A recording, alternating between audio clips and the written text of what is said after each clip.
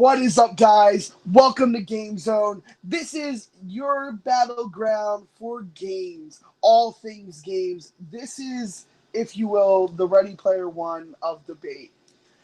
So I'm excited. This is bracket one. We are about to throw it down. Starting opening tournaments, we have JD West versus Grant Gregory, and I'm super hyped. These questions are on lock. And let's go ahead and meet the players themselves. We're going to go ahead and go over to Grant first. Grant, are you excited for the Game Zone? How are you feeling that you're going to do today? I'm happy just to get online and argue about something completely pointless. So I'm glad I get to do it against my friend JD. If this was a straight trivia match with games, he might have the edge. He's probably played more games than I have in my lifetime. But no, I'm really happy and excited to be here. Awesome. Grant, you are a gentleman and a scholar as always, and I'm super excited. JD, are you excited to be in Nerd Fight? Not Nerd Fights. Let's recap that. Are you excited to be in Game Zone? As the commissioner of both, I kind of get confused sometimes. JD, are you excited to be here? Are you ready for this match? How you feeling, man? Yeah, I'm excited to be here. Not gonna lie, I'm not super confident in this tournament because I'm just a casual gamer. I'm not fully fledged deep into Game Zone like one of the judges here. So I'll be lucky if I even manage to get a point. Oh, man, you can't think like that. This is Game Zone. Man, this is where the extra lives are bought by your own blood, sweat, and tears. So I'm going to go ahead and introduce the panelists of judges that we have. I am just your host. I am just announcing the questions, and I'm super excited for this. Let's go to the lead judge of tonight, Joe. Man, are you excited for the kickoff to Game Zone's tournament to crown a champ? I am always excited to be here. I'm excited for all of these leagues that we have starting up and going on. Game Zone is fun. I love video games. It's a big part of my life. And we have a great tournament bracket, and I'm excited to see how it shapes up and how these two competitors do. As always, God, as always, you know what to say. And then we're gonna go over to Jacob. Jacob, man. Unfortunately, you couldn't be in the tournament, but you will be on the roster. I promise that. Are you excited to actually judge this and see who might be the future champ? I am excited. They were asking who wants to be a judge, and I'm like, I love judging people, so this is perfect for me. One thing I'm super excited is I get to judge JD. I haven't seen him since the last family reunion. Just kidding, we're not actually related. He just has an awesome last name, so do I, so there will be no shenanigans. All right, no shenanigans. That's what I like to hear. And last but of course not least, the main man, Matt G, is in the building. Matt, how are you feeling? I've seen you in Nerd Fights. I'm sure I'll see you down the line in Game Zone. I'm super excited, man. Are you excited for the brand new league known as Game Zone, where we're gonna probably crown a champ, maybe out of this match? Who knows? How you feeling? Well, if this is Ready Player One, you could call me Parsible. I am I am first to the key.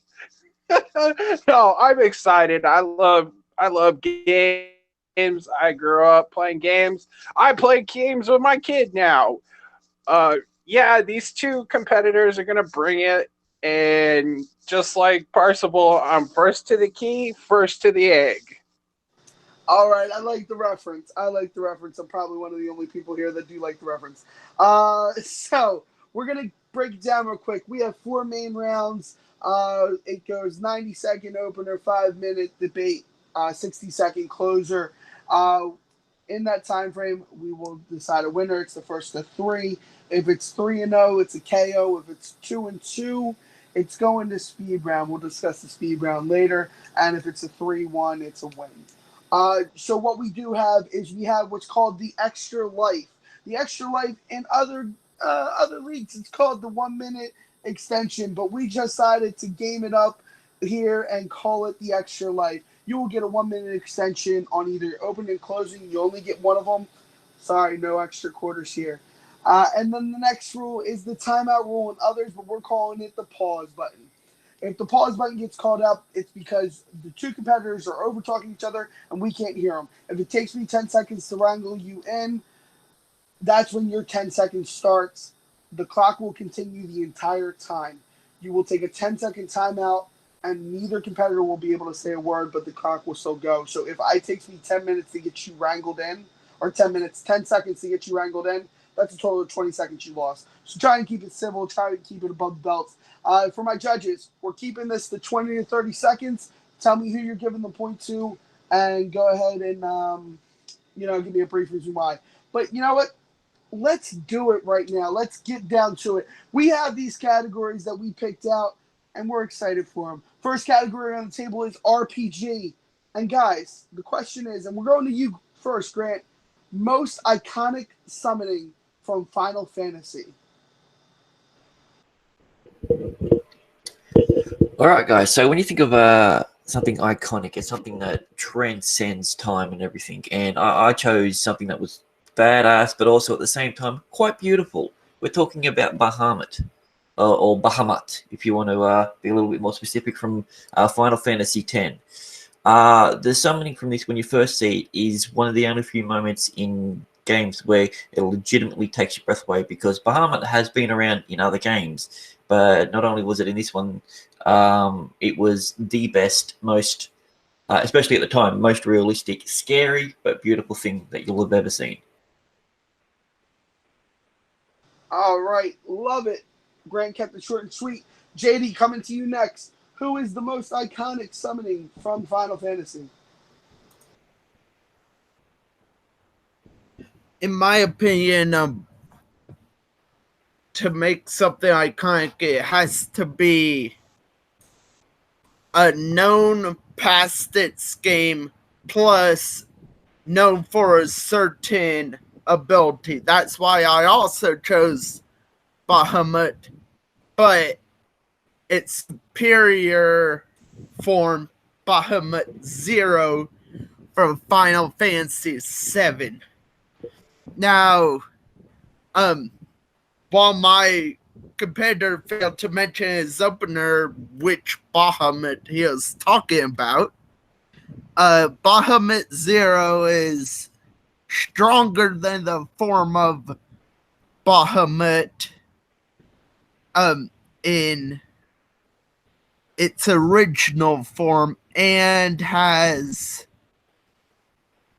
loads more attack points, but I'll bring everything up in the next round.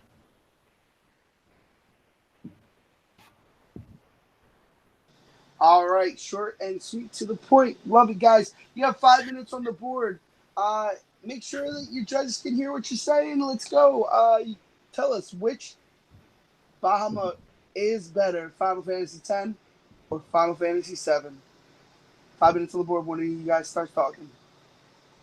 Well, I agree with JD's first point, and this will be the only time I'm going to agree with you on some of the, apart from the fact that we both agree Bahamut. Bahamut Zero is better than Bahamut, but only in the Final Fantasy VII game. The most iconic one is the one that's breathtaking. It holds your attention. It has one of the coolest intros coming in from the sky with all the symbols and everything, breaking through it to the point where you don't know. The first time you see it, you don't know who it is because it's so different to the original one. And yes, while I didn't mention whether I was talking about Bahamut or Bahamut Dark, they're the same character. One's just dead. That's all. That's the only difference. It's the same character. One's just in the Nether Realm. So I don't have to specify between the two. You talk about a character that's pretty. There you go.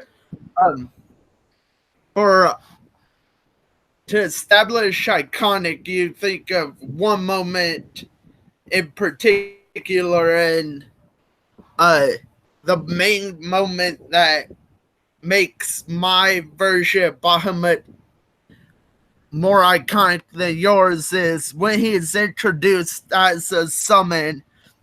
He's just flying through space and he fires a single terror flare. And that's how you know, oh crap, this dude means business.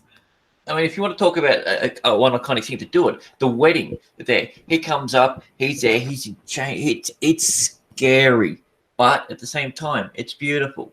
So what I want to say about your one is, yeah, it's cool, but the problem is it's limited by its time. You didn't mention the remastered version where they've improved the graphics on everything. But it looks blocky. It doesn't look scary. I mean, if you want to say an iconic looking something, mine has it down pat. Moveset, it's stronger because they took everything that was wrong with the previous versions of Bahamut and they improved it game after game after game until they perfected it in Final Fantasy X. Oh, you think mine looks weird? Yours literally has a knob for a head. How awesome is that? I'm glad that you agree that that's the best looking feature on it.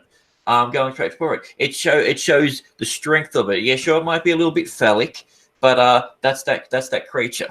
Bahamut is Dude, the absolute best one, hands down in it. Yeah. And that's not to mention the freaking rotor it has on its back. Like, what the heck is with that design? You'd think. Well, you're in weird, steampunk. You're in a steampunk world. It's a steampunk element. They're creating characters to fit the world. I mean, here's the thing. Here's the thing with your one. It was the first time that people saw it, so they've got this bit of nostalgia goggles because it's in probably the better game. But that's it. That's the only thing that's better than it. All of his attacks are more superior. The moments that he's in there, and the fact of the matter is, you don't get bored with the summoning because it's breathtaking. And they even included, for the first time, because of this character, an extended summon on it, so you can go even longer. So you get to enjoy the beauty and the iconic of it. It's so enjoyable and everything that they used very similar summoning stances and everything and arms crossed like they did in this one in all games afterwards. It's transcended just its one game, where the other one's only basically done it by name. And you're talking about the rotor. It's a steampunk style world. It fits in with it. Your Bahamut is out of place. It doesn't quite work there stylistically wise. But what do you expect for something that was done in the 90s? Like, and that's fair enough. This one is perfection. 1 minute warning.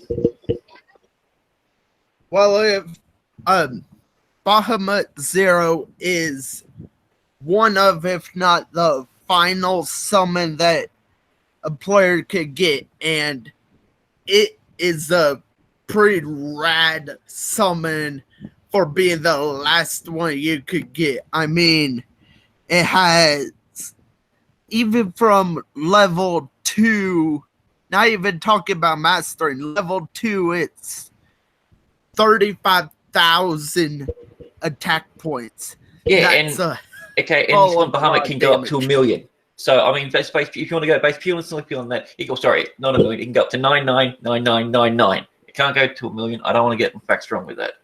And then if you want to add into the part when it gets taken to the nether realm and it goes dark, it's even stronger. But I don't need to do that because this version, just a straight version of Bahamut, is the most iconic. Time.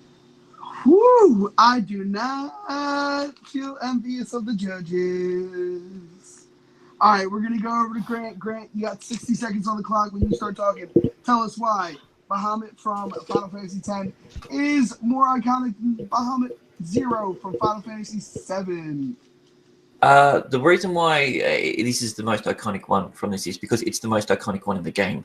Unfortunately for JD's choice, he isn't even the most iconic summon in Final Fantasy VII. You get Knights of the Round Table coming in there. That is beautiful to look at. Unlike the Bahamut, it's boring. I specified the reason why it's the most iconic because it sticks into your brain, not for its HP stats or anything like that, because it's visual.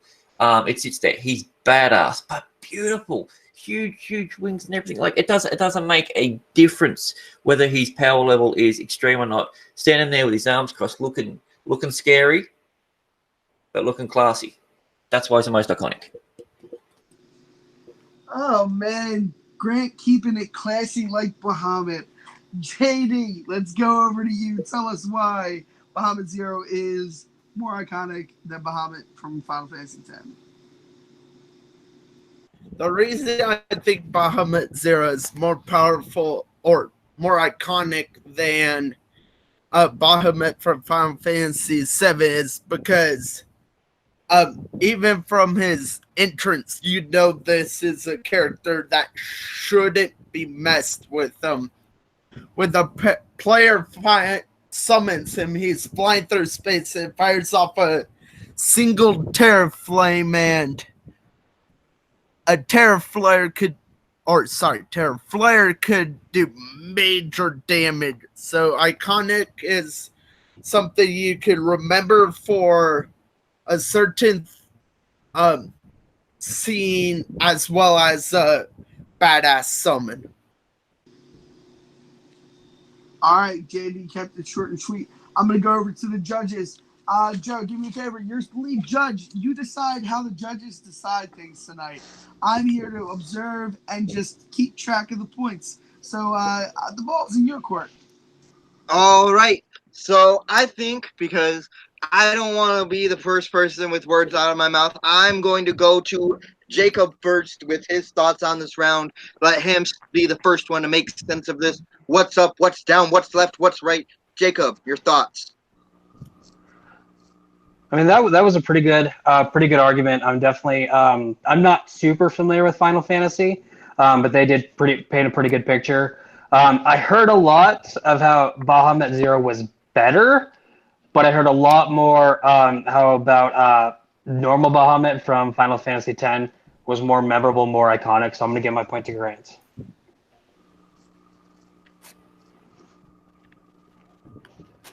All right, first point going to Grant. I'm now going to jump over to Matt, my other judge for this evening. Matt, what are your thoughts on this round, and who is going to be getting your point? Well, who's going to get my point? Chose Bahamut. Oh, wait. Yeah, I know. Cut, right? No. This was a good one, but one of the competitors drove home why the act of summoning them is iconic, not why the summons is iconic. So with that being said, Grant gets the point. So Grant is now going to take an early 1-point lead. All right, and back over to the questions.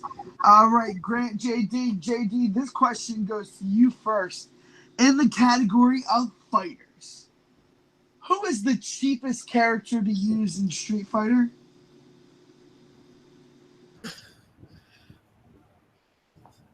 The cheapest character to use in any Street Fighter game, in my opinion, is a dude that is primarily known for copying moves. That's what I'm talking about. Seth from Final Fantasy IV.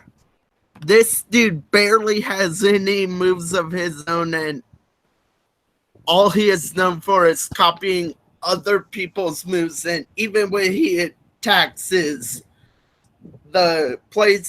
attack style is so wonky and is not fun to play with him at all. And that's why he's the cheapest, in my opinion. All right. JD went outside the box of what the question I was thinking the question was, but we'll go with it. Grant, over to you. Who is the cheapest character to use in Street Fighter? All right, I want to cast your minds back to a time where probably all of you were probably not born. So let's pretend that. Back when he was first introduced in Street Fighter 1, we're talking about Blanca, Carlos, Charlie, whatever you want to call him, a guy who is iconic and synonymous for being cheap, to the point where certain things in the real world have actually taken on that mantle of that name. Yeah, so I'll wait to do my arguments. So. Oh, this is gonna be fun. Seth versus Blanca. 5 minutes. Fighters, are you ready?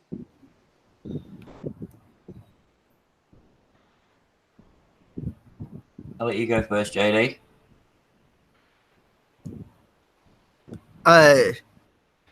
Like I said in my opening, the definition of a cheap character to play as is where once you pick the character, it's not fun to play the game at all. Kind of like GoldenEye I think GoldenEye his name with a razor hat in 007.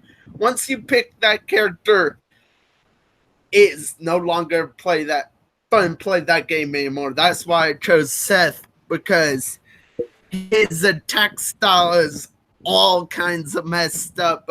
He is only known for copied movements, and he even had some of the most iconic moves in the game, like the Hadouken, Shoryuken. He has copied versions of those, and it's not fun to play when you could have somebody do the exact same moves you are going to do. All right, well, to your point there, he copies the moves, but not only does he copy the moves, he copies the way in which they have to do them. So one, you have to actually know how to do the moves. Unlike Blanka, I'll give you an idea of what it is. Blanka, you look at his moveset, they literally use the word mash, punch, mash, not press, just you get someone up against the wall and you do this, it's game over. There was an introduction of this controller called the Turbo Controller for PlayStation 1, where if you flick the little switch and you press the button, it would keep doing it. They had to remove this controller from circulation based on competitions, because someone would get to the corner, press that button, and all you have to do is mash, mash. You know, I mean, this is not Alan Hour. Shouldn't be no mashing in games. And it would literally, people's health would go. You know what the skill level you need for Blanka is? This, a finger. That's how skillful you need to be be able to beat someone at Blanka. Seth, on the other hand, he needs to know. You need to know the movesets. He has an eight combo where it's basically comboing every other move in the entire game. And here's the cool thing about it. It is awesome, and it's relatively easy to do, but you have to have the knowledge to be able to do it beforehand. If you don't have the knowledge of each character's moves, you won't be able to do it. You can literally go in to Street Fighter knowing nothing about it, and the first thing people are going to do is they're just going to start hitting the same buttons. And look, they do that all of a sudden. It goes into a little ball. It starts electrifying. They've gone, oh, well, what does this one do? Oh, it's a bigger one. Oh, the biggest trigger as well. It's even bigger. And then when you get to his overcharged powers in the later games, it's the same thing. They literally had to change the character because it was too easy for people to play. They were talking about Seth being the cheapest one in the game. Yes, he was, because you know why? Because if they kept continuing how Blanka was, then no one would buy the game because everyone would be playing Blanka. It's a pretty simple argument. You have to know someone that's got an incentive moveset of over 60 moves, copying the best and sometimes the hardest moves, like the double zigzag back and forth with a triple punch. If you mess that up once, your combo's gone. 8-hit combo. Punch, punch, punch, punch, punch, punch, punch, punch, punch, punch, punch. 8-hit combo. I think which one's the cheapest one? The one that has that ability. To me, that's what defines cheap. Something that takes no skill to do. Well, to be fair, for Blanka, all you need to do to actually defeat him is just keep rapid firing projectiles, because he can't 1 minute warning. hop over all of them at all. Well, that's the same thing for any character. Blanky can duck. So if you go the high one, he can go low. He can jump a normal pace. He's the same as any other character. But I'm talking about what makes him broken is you get someone up against the invisible wall where they can't do anything. You press one button. There's no blocking. You hit the wall. You take damage from hitting the wall. You take damage from that. There's no recovery time. So it's this, and your health bar just goes.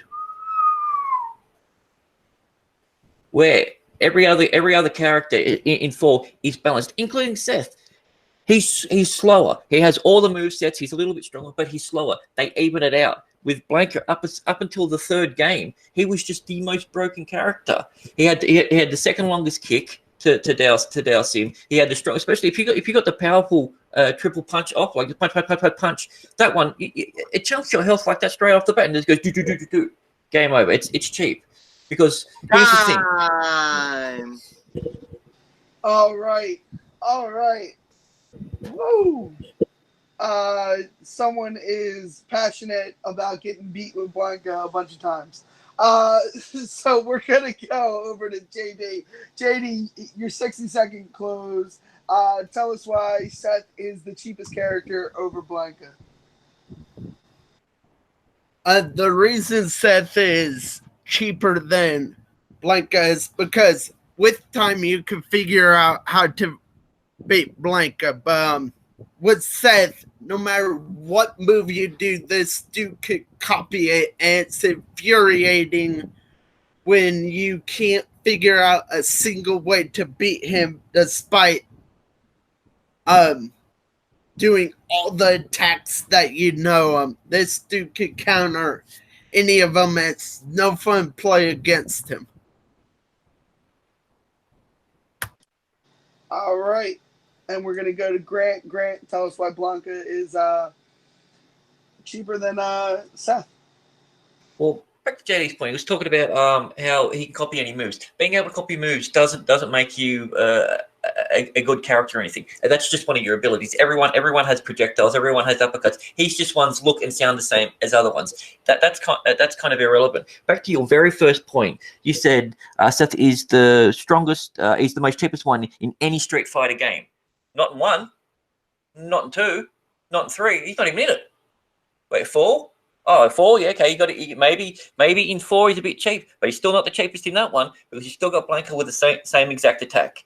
So based on purely and simply everything that you've said, and you're saying that it's not fun to do it. What's fun? Being able to have a list of 30 or 40 moves.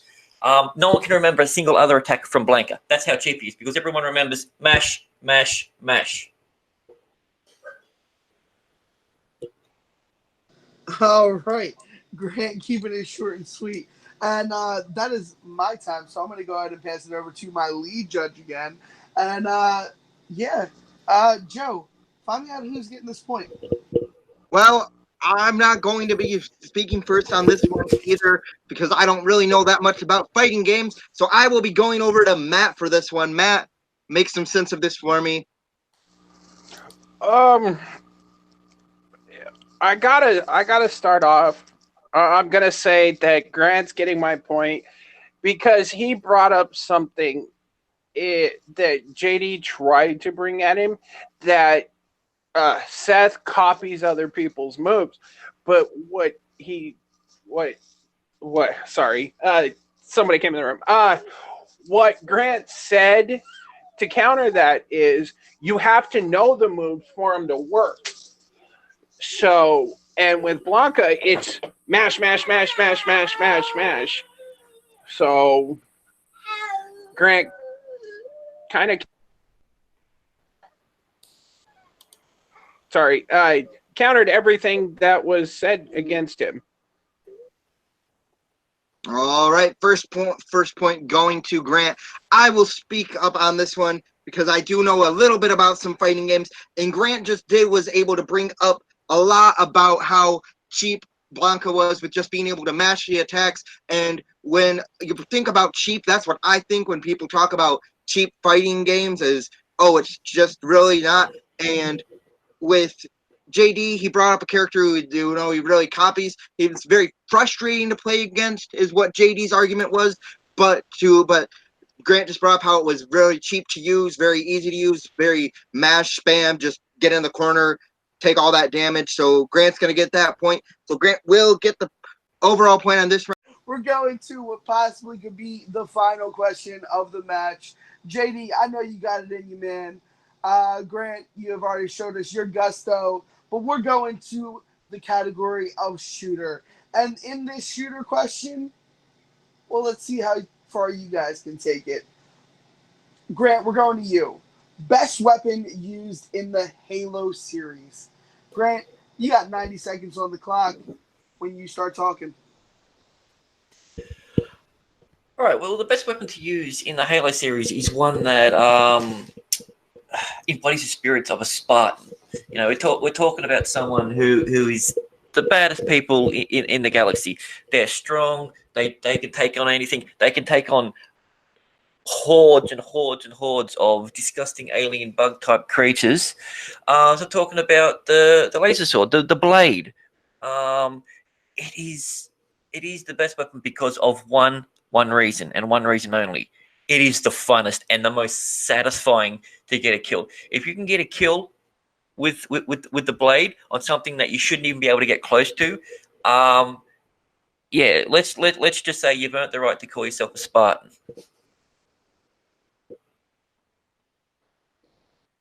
All right, as always, short and sweet and to the point. We got the sword, the blade, the bane to my existence. JD, we're going over to you, man. What was the best weapon used in Halo series? In the Halo series. The best weapon in the Halo or in the Halo series, in my opinion, is the M41 Spanker, which is an acronym for surface to surface rocket medium anti-vehicle weapon.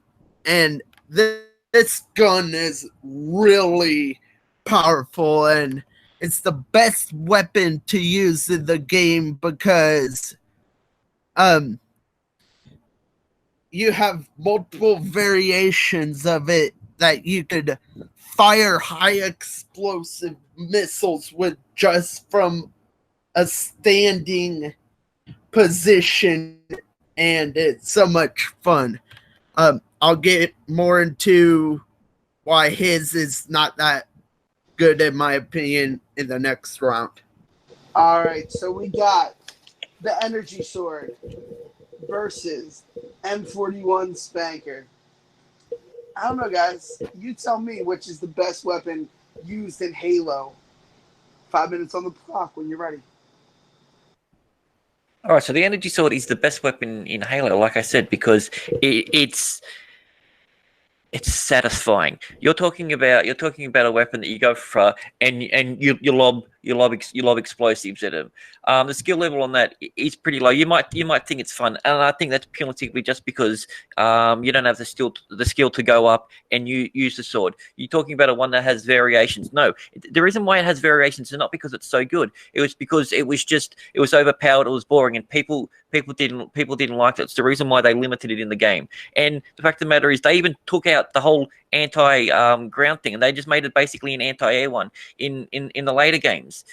The energy sword has had variations, but the reason why it's the best weapon is because what could they change? They do minor little variations here and there with it. It is the best one because it is pure. It is pure combat incarnate. You don't need ammo. Sure, you need a bit of energy to use it, but at later stages, they didn't even take that out. They even helped it with adding a little bit of a dagger at the other end of it. Grant, the energy sword might be an iconic weapon, but it's not the best because you said if you could get killed. The question is if we are going along using the energy sword, somebody could just go up and just stick their sword in the Spartan's neck and it collapses easily. With a Spanker, you could be from far away, far from any danger, not be in melee at once, and just fire really long shots in order to defeat your opponents. When you're in melee range, you run the risk of getting in the neck and getting taken down in one shot. That's why it's effective. That's why it's the best. You're looking for something that's a broad blanket kill. We're talking about best in a game, not in a real life scenario. Real life scenario, nuclear weapons are the best, but it's not always the biggest and the baddest explosions that make the best weapon. The best weapon is the weapon overall. We're talking about look, its design, its sleekness, its coolness, and also not only that, the satisfaction of the kill. And anyone can stand back and just go boom, boom, boom, boom, boom, boom, boom. Yes, your one is probably the easiest weapon. If this was the previous question, it'd probably be the cheapest weapon. But that doesn't mean the best. Just because it's easy to get a kill with one does not make it a better weapon or the best weapon. The best weapon isn't just about getting kills; it's about the whole weapon overall. Throughout the entire game, it barely has a change. You know why? Because it's perfection. You don't change something as much as you change the spanker. To the point where it's no longer, even in its name, it's an anti-air gun instead of an anti-ground gun. I mean, I'm sorry to bring movies into a video game fight, but the reason yours hasn't changed is because while it's iconic, it's not that easy to use. It's kind of like Thanos' blade. It looks cool, but its design is ineffective. Whereas the you just said before the reason why it's a bad weapon is because it's too effective. Because someone could get stabbed in the neck instantly and die in one hit. So now it's ineffective. It's either effective or it's ineffective. It can't be both when it comes. I mean, it's both actually. It's effective because the sides are sharp, but it's difficult to maneuver once you slash. And with the MK41, it's easy to maneuver, easy to control, and as I said, the best. Easy does not make the best weapon. I've talked about everything from its design to its history to its changes. As I said, your one has been changed so many times because they can never get it right. Which you say the spanker, you're talking about something that started off as one thing and ended as another. Mine started off as a blade. Guess what? It ended as a blade. That's how good it is. It's the best weapon in the entire game because if it's not broke, don't fix it. Your one's clearly broke because it's gone through that many different changes. You picked the weapon because you thought it's the most broad, just like its scatter shots. It's the most broad. It doesn't take any skill. Time. That is time, Grant. Woo. All right, so we're gonna go over to Grant. Grant, you got 60 seconds for your closer. Tell us, why is the energy sword the best weapon in Halo? To recap what I basically just said, everything about it personifies perfection. It's a weapon that is synonymous with them. When you think of Spartans and that, what do you think of? You don't think of them lugging around a big thing called a spanker. You think about the blade that's on their side. It's the first weapon that you start off with, and it's the one that you want to end the game with. If the first kill that you can get was with that, and the last kill you can get with that, you unlock an achievement. It's literally built in the game that being able to get the last hit on something with the best thing in the game is called. I can't remember what it's called. I should have researched that. Something perfection, something like that. But everything about it, from its look, it hasn't had to go through millions of alterations because of its simplicity. It's simply the best. Tina Turner would basically be singing it if she was singing the song about the sword. I mean, your one's cool, but it's just, which version are you talking about? There's just so many different versions. There's so many different things. Plus, you got different ammo, different rounds. Which one's the best? All right, JD, this is your chance to come back, get a point on the board, and take us into question 4. So tell us, JD, why is the M41 the best weapon in Halo over the energy sword? Before I start, I would like to use my extra life. All right, so we're going to go ahead and make that 2 minutes. 2 minutes, JD. With an extra life, he slides the quarter into the machine, and he gets an extra minute. All right. So with 2 minutes on the board, tell us why the M41 is the best weapon used in the Well, to finish my analogy from earlier before I was rudely interrupted by Grant, my movie to game analogy, his weapon is kind of like Thanos' blade. It looks cool, but it's ineffective. Mine, it's kind of like Black Panther's beads. It's basically just because it works doesn't mean it cannot be improved. With his, it's effective because one, it's melee range, which you have more susceptible. more chances to get hurt when you're that close in range because you have this heavy armor, but a big weak point in the neck that one hit could crumple you basically. Whereas with the M41 Spanker, you could just stay out of harm's way, but still be in the fight with a heavy artillery weapon that you could just shoot at long range while still helping your Spartan allies, and it's the best weapon because while the energy sword is more iconic, you have more power, more range, and more versatility with the M41 Spanker.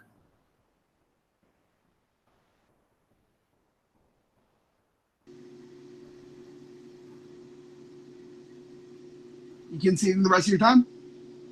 Yep. All right. So obviously they both chose the wrong answer, and the right answer is the Needler, and I get the point. Cool. All right. So we're gonna move on to question 4. No, I'm just playing. All right. Going over to Joe. Joe, make some sense of this for me, man. Tell me who's getting this point. Are we going to question 4, or are we getting a KO? Let me know. Well, I will. Well, we do not know if we'll be going to question 4 when I speak because I'm the first judge. But I do agree with you. The Needler is the best option. However, I will actually say that it was very close, but in the end, JD actually won me in his closing because he was able to bring up how well Grant talked about how the sword was an iconic weapon and was very cool looking. How his weapon was more effective, and when I think of the best weapon to use in a game, he brought up more about how it can be used as a distance. You can still be on the battlefield and you're not susceptible to being easily killed as you do when you get into a melee range situation. So JD is going to be getting my point on this one, but I'm not alone, and I'm going to go to Jacob for his thoughts on this one now. Yay, my vote counts this time. Y'all are all wrong. It's actually Combat Evolve's Magnum, best weapon ever. And Joe, I'm gonna have to agree with you. I mean, if it was most iconic, Grant would have it because it's the best. The M41 you can use from far away, you can use from close up. You have to get close to me with the beam sword. If you're far away from me, you're still a target with the rocket launcher. So I'm gonna have to give it to JD also. All right, with that, JD will get the point. All right, man. JD with the comeback haymaker. The Russians cut. Yeah, wrong section. Sorry, guys. We're gonna take it to classics, and classics. For those that don't know what classics are, we're taking this. USA. Hey! We're all people. There's that thing. Classics is anything predating PS2. Some people disagree with me, but I'm like, listen, there's definitely classics before PS2, and modern classics is anything above PS2. But we are in the category of classics, and the classic question will go to JD first. JD, hardest classic Zelda game.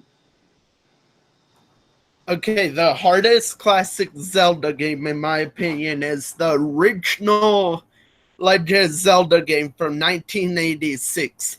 The reason being is because multiple people have gone on record saying that it is impossible to beat a certain point of the game without a walkthrough. That's how difficult the game is. You have to read the you have to look at some separate thing to figure out how to beat a certain part of the game, and that is difficult for normal gamers, for expert gamers, and all gamers in between. All right, JD going with Legend of Zelda from '86. I feel bad for all those gamers that need walkthroughs because when I was a kid, I played that game myself. We're gonna go over to Grant. Grant, tell me the hardest classic Zelda game. I'm going with Nintendo 64's Legend of Zelda: The Ocarina of Time. JD stated that he's one had people that had to walk through that just because gaming wasn't that big back then. With this one, everything expanded. The world expanded. The puzzles expanded. The difficulty expanded, and that's the reason why I picked it. All right.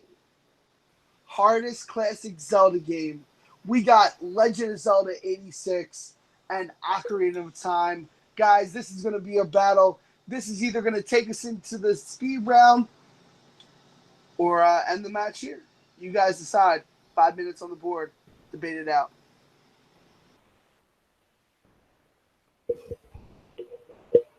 All right, so Jada, you stated that it's because some people needed walkthroughs. They improved on the gameplay in the Ocarina of Time. They made it much more difficult. And guess what? This might be a surprise to you as well, but people constantly needed a walkthrough for that game. Needing a walkthrough doesn't necessarily mean it's hard. It just means that the person doesn't know what they're doing. It was the first of its type, and yes, I'm going to use the thing that I was saying earlier, in that your one is the more iconic of the two games. That does not mean that it's harder. It just means that it was newer and people were less known to be able to figure out those sort of puzzles because it was a relatively new style. And the action adventure world was still a new sort of thing for it. Where by the time that the N64 one came out, people were already adept with so many other different games. Or already coming out, and especially like if you want to talk about hard levels, if you want to go through that water level in Ocarina of Time, that's a thing that people have broken controls over. It was so funny in magazines when I was reading it in the 90s how many people had broken controls over because of that one level, and that's just one level. I didn't find it that hard. I suck at games. I found the fire temple and all that way harder. But it just progressively got harder. The puzzles got harder because here's the thing: when you get hard games to start off with, people get better. People can go back and finish that first game in an hour or two. It's not that hard now. So that just goes to show you if the game is supposed to be so hard, how come people can do a speed run in like an hour? The reason I said the original Legend of Zelda game is hard is because it is impossible to beat without walkthrough. Even people coming back to the game have said that it is impossible to beat with a walkthrough. Water levels are hard on any game. Ocarina of Time is not original in that way that the water level is hard, because any water level in any game is hard. So if you take the water level out, Ocarina of Time is basically a fairly simple game to beat. I have to thoroughly disagree with you. You can take out the second hardest level, and you still got the hardest level in there with the fire temple. I even stated that the fire temple was much harder than that. You got Spirit Temple, you got Gano's Castle right at the end when you've got to dodge everything left and right. The skill level that you need to beat Ocarina of Time trumps the skill level it takes to beat the original Zelda. It's hands down. David, you said it's impossible to do it. So I'd like you to meet an impossibility. I did it without a walkthrough. So I'm either really super good at games, or your argument is invalid and it's conjecture. Ocarina of Time took everything that was hard about the other game and up the level. It was sold. It was one of its marketing is the hardest game to date. So how can it be something that's super easy to do if the makers of the game, the people who know the game and everything, marketed as being a much harder one? It was the more thing. Oh my god, I forgot about bloody Gorgon City. You go through Gorgon City the first time, you don't know what's doing. You got to jump left and right. That's the one that you have to play through because when you get attacked and die, you have to go back and do it again. And guess what? It changes. The puzzles in it where you have to push things on levers and hotspots and everything, they constantly keep changing. So that's why, because it's a dynamic game. It's the reason why it's one of the best N64 games ever, because the difficulty level of it constantly improves. You're playing. You're a better player after you play Ocarina of Time when it comes to Zelda games. You're not when you play the first one.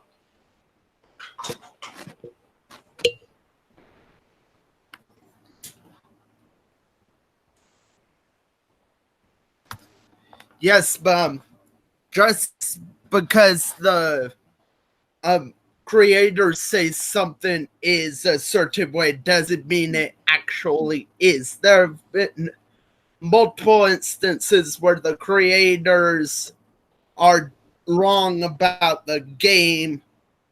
I'm just blanking on them right now. But I'm sure with enough time I 1 can minute find warning. some instances.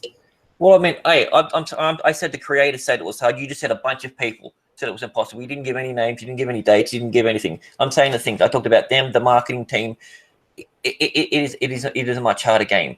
Not only that, you're going into a full three-dimensional plane. So not only do you have your standard top-down, up-down axis, you've now got a third one. Things are coming at you from the side, which you don't see. The original game, you don't have that issue. You don't have to worry about things. Things that are on the screen can hit you, and the other one stuff can hit you from behind. You can get smashed by literally anything, because you know why? It's in an extra plane. It adds an extra dimension. So even by that alone, just purely simply on dimensions, it's got to be at least 33.33% harder because you're adding a third one into it.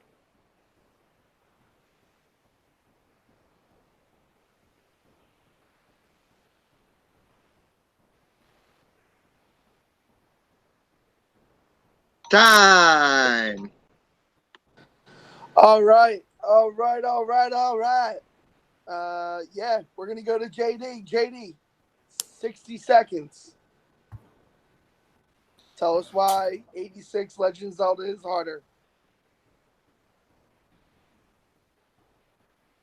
Grant said one of the hardest levels in Ocarina of Time is Water Level. Water Level is hard in any game. It doesn't make it that special to Ocarina of Time. Whereas people have gone on record to say that Legend of Zelda 86 is nearly impossible, if not impossible, to beat without a walkthrough. And the fact that you have to resort to a separate medium to beat your game means that it's a hard game to beat.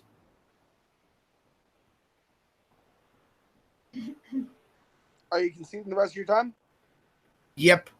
All right, going over to Grant. Grant, Ocarina of Time, tell us why it is the hardest classic Zelda game that there is. I'm going to use my one life. All right, extra life. He puts the quarter in and gets an extra life. Add a minute on it. All right, to your point that you just brought up, saying that you have to use an extra medium. The reason why people had to do it is because the skill level of gamers back then, and I hate to use the term gamers, but the skill level of gamers back then was much lower. They were, put it this way, Pong came out and it was considered a tough game. And then they brought out Space Invaders. Space Invaders is considered the hardest game on the planet. Like, oh my God, you have to move and shoot at the same time. You look at it now, they've got easier games than that for babies on your phones. It's based purely simply on the time. People who have gone back and do it because they didn't play the game. They might have used a thing, they might not have. We don't know. You didn't say who it was. You didn't give any example. You just went some people. It's hearsay. The creators came out and said that was one of their marketing things to do it, to make it a harder game. Every game gets harder and gets improved. It's considered the best game because of all those things. It's harder. It's better. And you said the water level is it's hard on every single level. That doesn't dispute my argument. I still said it was hard. The water level on that is harder, and like all water levels are harder, as you said, than your entire game. Your entire game is based purely and simply on people who didn't know how to play games. By the time Zelda Legend Ocarina of Time came out, everyone who was a Zelda fan ended up becoming a Zelda fan because of the previous games. Yes. But they got all the skills and the benefits from those previous games to go into this one. If it was just as easy as the previous ones, then the game would have gone through. But it wasn't. It's the reason why it's a classic. It's harder. It's a much more fuller experience. And plus, as I said, you've got the extra axes you have to deal with. You said that people had to use playthroughs and everything. Ocarina of Time had plenty of playthroughs. It has a book like this that sold heaps. Time. All right, all right, all right. Break it up, you two. All right, we're gonna go to the judges, and you know what, Joe, make some sense. Is this a win, or are we going to the speed round? Let me know what we're doing. I'm going to go back to the top of the judging order for this one. So we're going to hear from Jacob first. So he's going to be the first one making sense of this. All right. Well, Legend of Zelda is my all-time favorite game franchise, so I'm very familiar with both of these games. Grant, I had one issue with one comment you made that the original Legend of Zelda you can speedrun in 30 minutes, so it's not hard. I've seen I never said 30 speedruns. minutes. I never said It 30 was in minutes. the 20. But you said you could do a speed run, and it's not as hard because of that. I've seen speed runs of Ocarina of Time in 18 minutes. It's because of glitch, so I'm not going to give you too much crap for it. But I did hear one reason why the original Legend of Zelda was harder. But Grant kept giving several more reasons, several more punches, and the one reason why the 1986 was harder. Grant said Ocarina of Time had the same thing, so I'm gonna have to give it to Grant. All right, that is one vote for Grant. So now I'm going to go to Matt. Matt, make some sense of this for me. What's up? What's down? What's left? What's right? It's up, up, down, down, left, right, if you're gonna say it.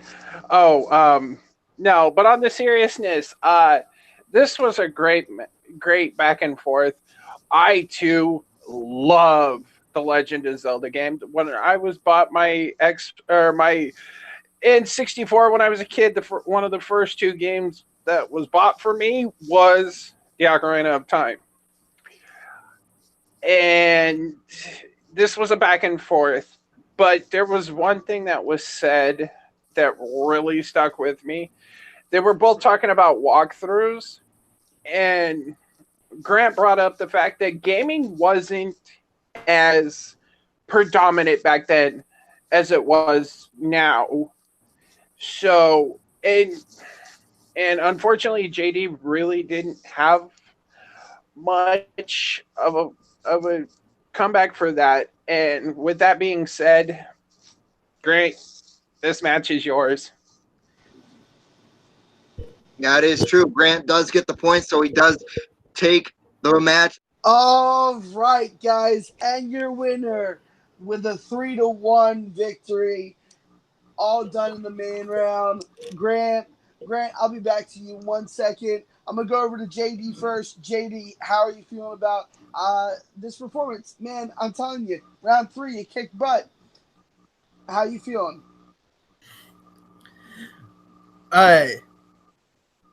Whenever these episodes come out, people will put together that the only points I've gotten in these rounds, this one with GameZone, this and my other one with Light TV Fights have been about the best of something. Those are the only points I've gotten in this, and unlike if I said it once, I've said it 100,000 times.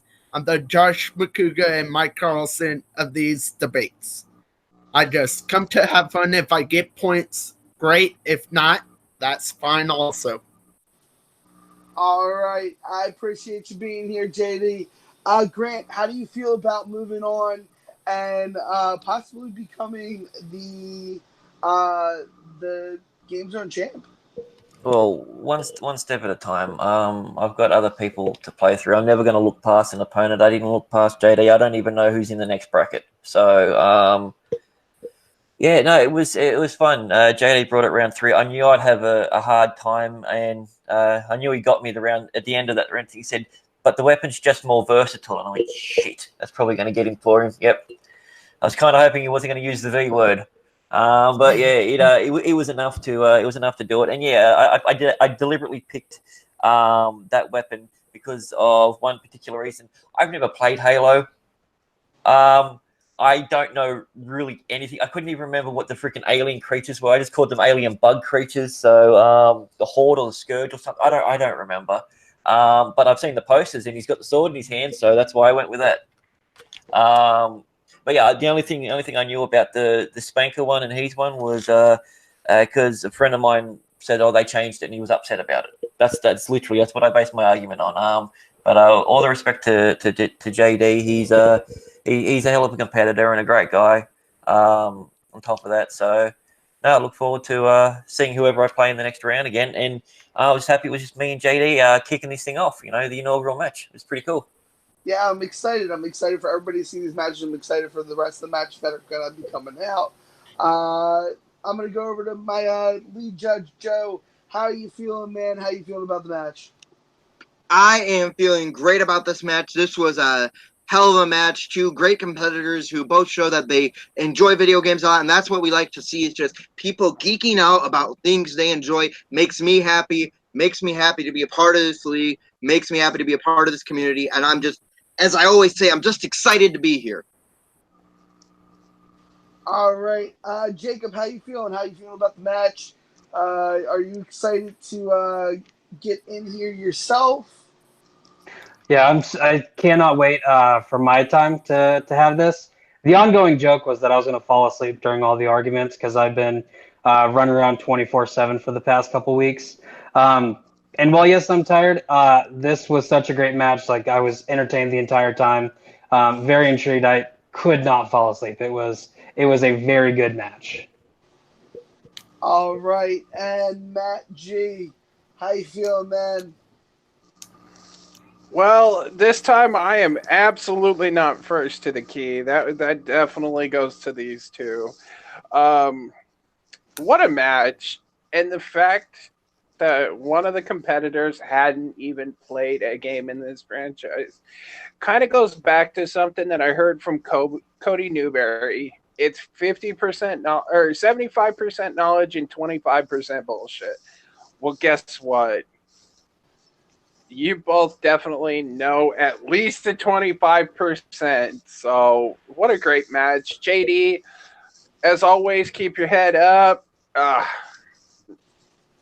Yeah, I don't know what else to say. You guys, this was awesome. All right. And Grant, real quick, actually, you could be facing either Matt Beer, one of the co-founders of Battlegrounds, or Ryan Payne. Who are you more excited to face? Excited to face. I'd like to say Matt, because me and Matt have never competed in anything against each other. I think me and Ryan have, but I'm not 100% sure. Either way, it wouldn't bother me if it's Matt. Great, Matt's a great competitor, and I've judged a couple of his matches, so I know exactly what he can bring. I think mine and Ryan's would definitely be a much louder match. We have very similar styles when it comes to calling people out on what we think is wrong and coming up with other analogies. And when we're not getting our way, being a little bit louder. I also learnt that from Doug. So either way, I'd be happy. Like whichever one makes me a better competitor. Awesome. Okay. From Grant, JD, Joe, Jacob, Matt, and the commissioner, myself, Doug Castle. Again, guys, this is the first time you hear it. So bring your quarters, and we'll survive the extra lives every next time.